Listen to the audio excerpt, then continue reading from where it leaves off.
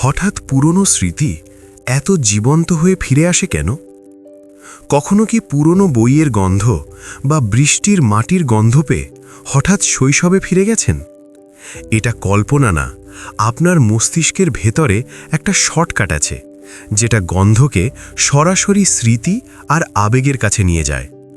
স্মৃতি জমা থাকে হিপ্পোক্যাম্পাসে, আবেগ থাকে অ্যামিগডালাতে, আর গন্ধ শনাক্ত করে অলফ্যাক্টরি বাল্ব। মজার ব্যাপার হলো, গন্ধের সিগন্যাল চোখ কানের মতো ঘুরপথে যায় না, এটা সরাসরি অ্যামিগডালা আর হিপ্পোক্যাম্পাসে ঢুকে পড়ে। তাই গন্ধ পেলেই স্মৃতি শুধু মনে পড়ে না, আবার জীবন্ত হয়ে ওঠে। পুরনো বইয়ের গন্ধ, বৃষ্টির মাটি, কারো পারফিউম কিংবা মায়ের রান্নার ঘ্রাণ হঠাৎ আপনাকে বছর পেছনে নিয়ে যায়। এই ঘটনাটার নাম বিজ্ঞানীরা দিয়েছেন প্রুস্ট এফেক্ট।